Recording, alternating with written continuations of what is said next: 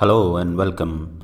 So once you have signed up for your account on Postman, then you can simply sign in. Okay, so I'll sign in. I have already created an account, so I'll go ahead and sign into Postman with my email and password. So let me type in my email and the password.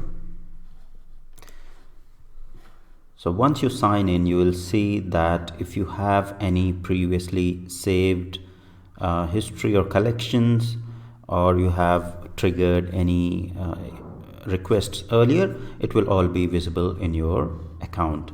Now, by default, it will come to the launch pad once you sign in, right? But because I had this get request already open, so that's why it took me to that particular interface. Let me close this request, and now let's trigger the first request in Postman. So we'll use the same example, deck of cards API, and then we'll use the shuffle the cards. So here you can see that this is the endpoint, and then API/API deck new shuffle is the resource.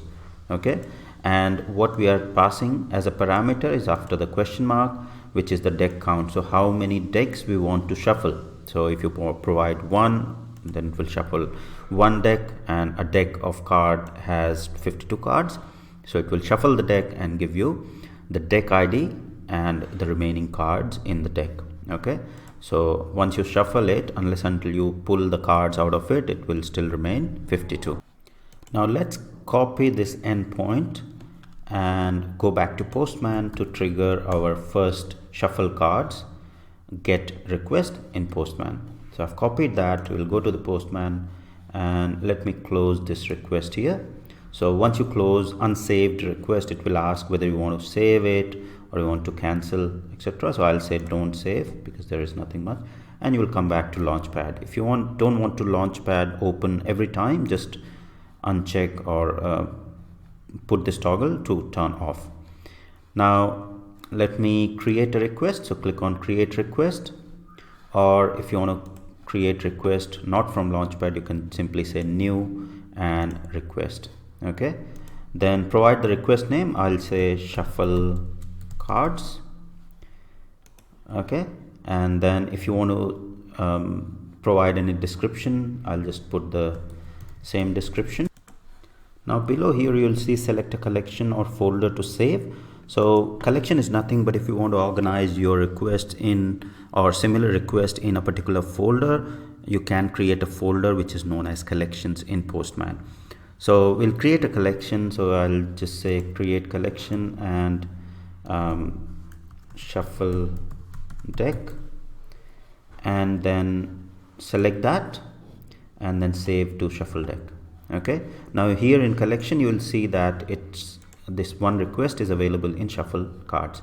If you go to history, we haven't toggled save responses, so we'll just toggle save responses and you will start seeing the request that you will trigger in save responses area. Okay, so now we have created shuffle cards request and we have the URL. So we'll just post the URL or paste the URL here, and it is a get request.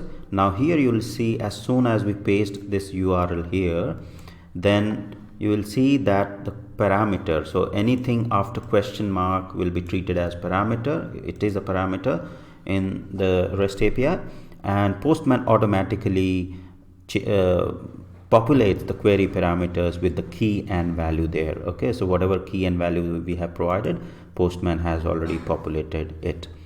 Now let's just go ahead and send this request. So this is a get request. Here if you see from the drop down, I have selected get and provided the URL. Automatically from the URL query parameters are populated, and now this request is good to go because we don't need any authorization to be populated. So if you see the documentation, you will be able to trigger this request without any authorization, so we'll directly be able to hit this request. So just click on send, and once the request has been sent, you will get the response, and that's the response. So you see the response body here, and the status is 200 okay. The time it took to send this particular response, and what is the size of the response, the size of the body, the size of the header, etc. Now here you will see that it is pretty formatted, and this is a JSON response, which is basically saying shuffled is true, success true, and it provided us with the deck ID and the remaining cards in that particular deck. So if you go to headers, you will see the headers that have been passed as well, right? So you'll see the host, what was the host, etc. So we'll cover all these details later when we get into the advanced section of the course, but that's pretty much all about how you create your first GET request for REST API in Postman. So hope you like the tutorial. Thank you for watching.